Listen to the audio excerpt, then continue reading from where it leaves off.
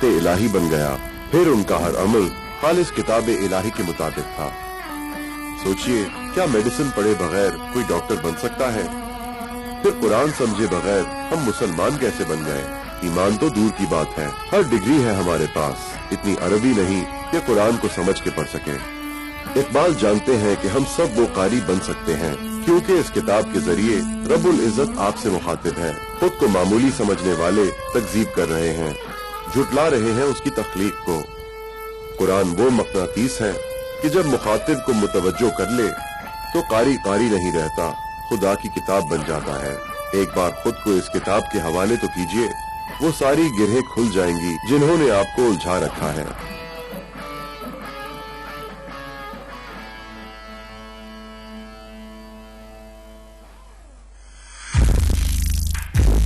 अस्सलाम वालेकुम व्यूअर्स, मैं हूँ साजिया मरी।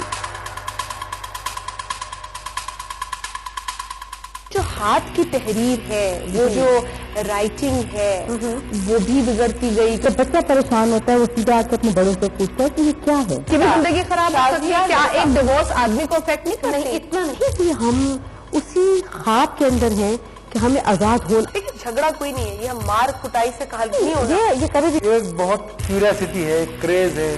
गुस्सा भी तभी होता है जब अपने होते हैं। जो नताइज है वो भुगतना भी जरूरी है।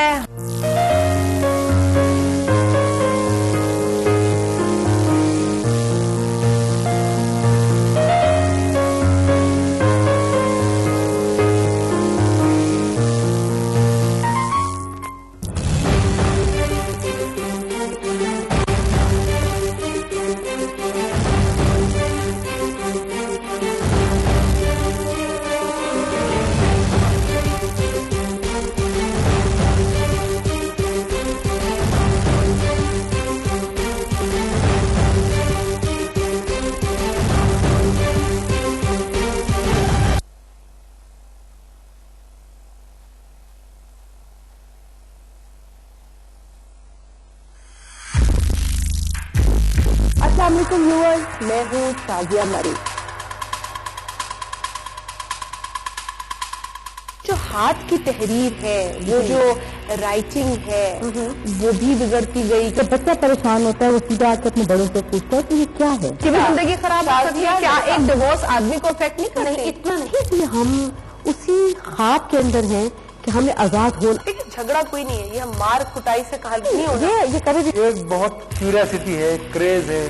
गुस्सा भी तभी होता है जब अपने होते हैं। जो नताइज है वो भुगतना भी जरूरी है।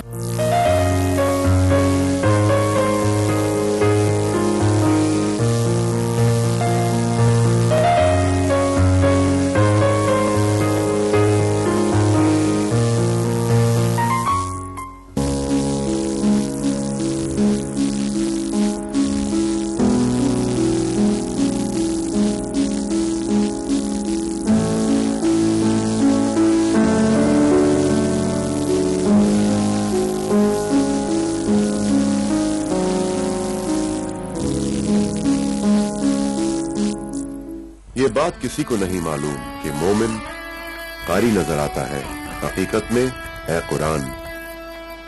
कुरान करीम मौजज़ा है उनके लिए जो जानते हैं, इसकी आयत को समझकर पढ़ते हैं। आयत का मतलब है निशानियां। ये हमको कायनात के हर राज का पता देती हैं, अपने वजूद का पता देती हैं, और जिसने अपने नफ्स को पाया उसने रब को पाया। ये वाहिद वो किताब है जिसे सबसे ज्यादा पढ़ा गया और सबसे कम समझा गया।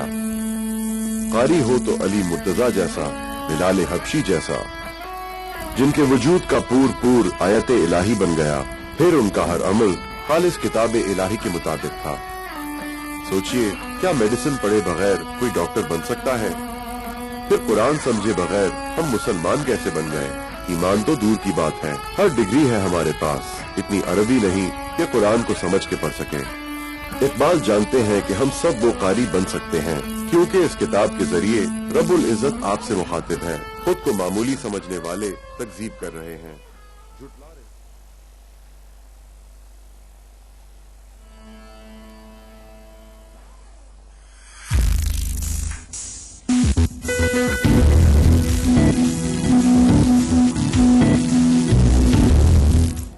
جی السلام علیکم ناظرین، ڈیلی بزنس میں آپ کو خوش آمدید اور میں ہوں منصور خان۔ ناظرین، جس طرح کہ آپ کو معلوم ہے اپنے اس پروگرام میں ہم کوشش کرتے ہیں کہ ملک کے اقتصادی اور تجارتی تعلقات پر جو ہے وہ بات کریں، جو ایشوز اس وقت ہمارے ملک میں چل رہے ہیں اور جن ایشوز کو فوکس کرنے کی ضرورت ہے اس پر ہم بات کرتے ہیں، ان کو ہائی لائٹ کیا جائے اور جو خامیاں کسی حد تک موجود ہیں اپنے موجود گیسٹ سے، اپنے ماہرین سے ان خامیوں کو ہائی لائٹ کرنے کی کوشش کرتے ہیں اور ان کی نشاندہی اس لیے کی جاتی ہے تاکہ آپ تک وہ نشاندہی جو ہے پہنچے، حکومت تک وہ نشاندہی پہنچے اور ان کو دور کر کے پھر اپنی معاملات کو بہتر کیا جائے۔ اقتصادی شعبے میں بات کی جائے یا تجارتی شعبے میں اگر بات کی جائے، ان تمام تر شعبوں کو ہم کوشش کرتے ہیں کہ اسی طریقے سے ڈسکس کریں جن کا ایڈوانٹیج براہ راست عوام کو ہو۔ آج بھی ہم نے بات کرنی ہے ملک اقتصادی جو بحالی ہے، اس میں جو شعبے کردار ادا کر رہے ہیں ان میں انوویشن اور ہیومن ریسورسز کے حوالے سے اگر ہم بات کریں، ان کا بھی ایک بہت بڑا کردار ہوتا ہے۔ اس پر آج ہم نے بات کرنی ہے، اس پر بات کرنے کے لیے ہم نے دعوت دی ہے شجاع کو، مینجمنٹ اینڈ مختلف کمپنیز کو پرووائڈ کرتے ہیں جو اس وقت ہماری اس شعبے کے اندر ہے، کس طریقے سے ہمارا جو کرنٹ اکنامک سینیریو میں اگر ہم دیکھیں تو یہ کہاں پر ہم اس وقت موجود ہیں، اس پر ہمیں بات کرتے ہیں، اسی سے آغاز کرتے ہیں۔ السلام علیکم شجاع صاحب۔ وعلیکم السلام۔ شجاع صاحب، کس طرح جس طرح میں نے بھی اپنے آغاز میں کہا کہ کس طرح آپ دیکھ رہے ہیں جو موجودہ آپ کو معاشی صورتحال نظر آ رہی ہے، ہیومن ریسورسز کا کردار کتنا زیادہ اہم نظر آتا ہے آپ کو؟ بسم اللہ الرحمن الرحیم۔ السلام علیکم مسعود، تھینک یو ویری مچ۔ مسعود دیکھیے، ٹو اسٹارٹ آف وتھ، اگر آپ اکانومی کی بات کریں، جی ہاں، اکانومی بیسکلی کمپنیز اور مختلف ادارے جو اس میں کنٹریبیوٹ کر رہے ہوتے ہیں ان کی ایک سمیشن ہوتی ہے، ان کا ایک سم ہوتا ہے۔ ٹھیک، کہ کوئی بھی اگر آپ اکانومی کو بریک ڈاؤن کرنا شروع کریں تو اس کی اگر بزنسز میں بریک ڈاؤن کرنا شروع کریں تو آپ اس کو بیسکلی سیکٹرز میں بریک ڈاؤن کر رہے ہوتے ہیں۔ فار انسٹنس جیسے آپ کے پاس آٹو موبائل سیکٹر ہے، ٹیکسٹائل ہے، آپ کے پاس انشورنس ہے، بینکنگ ہے، and with in those sectors you actually have certain companies that are operating and actually producing certain results. ٹھیک، What happens is کہ آپ کسی بھی آرگنائزیشن کو اگر آپ اینالائز کرنا شروع کرتے ہیں تو بیسکلی فردر ڈاؤن آپ جب اینالائز کرتے ہیں تو وہ بیسکلی ایک گروپ آف انڈیویجولز ہوتی ہے جو پوری آرگنائزیشن فارم ہو رہی ہوتی ہے۔ بیسکلی اگر میں یہ کہوں کہ اگر آپ اس پورے ٹریکل ڈاؤن افیکٹ کو ریلیٹ کریں تو اکانومی بیسکلی انڈیویجولز سے چل رہی ہوتی ہے۔ آپ کے انڈیویجولز کتنے بہتر ہیں، کتنے ٹرینڈ ہیں، کتنے وہ براڈ مائنڈیڈ ہیں، کتنے وہ انوویٹو ہیں، ڈٹرمن کرتی ہے آپ کی آرگنائزیشن کتنی ریسورسفل ہے، کتنی پروگریسو ہے، وہ آرگنائزیشن کتنی پروفیٹیبل ہے، ڈٹرمن کرتا ہے وہ سیکٹر کتنا پروفیٹیبل ہے، وہ سیکٹر کتنا آگے بڑھ رہا ہے، اور ٹیکنیکلی اس سیکٹر کی ان ٹوٹیلٹی یا ان ٹوٹو جس کو کہتے ہیں جی ڈی پی پہ کیا امپیکٹ آ رہا ہے۔ اگر آپ اس پورے سینیریو کو جا کے دیکھیں، let's take the example of developed countries, وہ ڈیولپ کیوں ہے اور ہم اسٹل ڈیولپنگ کیوں لیبلڈ ہیں؟ بنیادی فرق انڈیویجول کے اوپر آتا ہے۔ صحیح، آپ کے اندر انڈیویجولی کافی حد تک فوکس کیا ہے۔ پریسائسلی، صحیح، اور انہوں نے بیسکلی وہ پلیٹ فارمز اویلیبل کیے ہیں کہ جہاں پر ایٹ انڈیویجول لیول انوویشن کو بہت زیادہ فوکس کیا گیا۔ How do you focus innovation? Innovation basically ہے کیا؟ انوویشن بیسکلی بیکاز آبویسلی ہمارے ریلیٹ کرتا ہے HR سے، بٹ انوویشن ریلیٹ کرتی ہے اس آئیڈیا سے جو کہ ہے ویلیو فار منی۔ صحیح، آپ کتنا ویلیو فار منی اپنی آرگنائزیشن کے لیے ڈرائیو کر رہے ہیں، ٹھیک، انفیکٹ آپ کتنا ویلیو فار منی اپنے کسٹمر کے لیے ڈرائیو کر رہے ہیں۔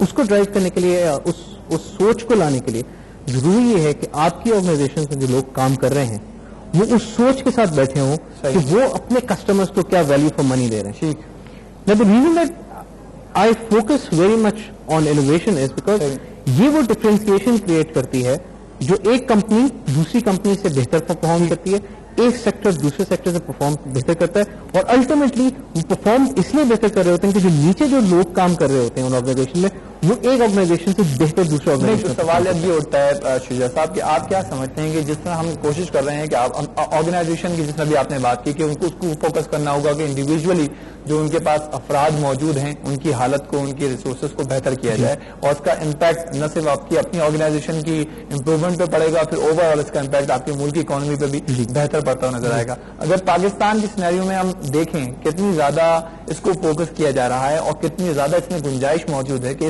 اس ڈپارٹمنٹ میں جو ہے وہ مطلب ترقی دی جائے یا کام کیا جائے۔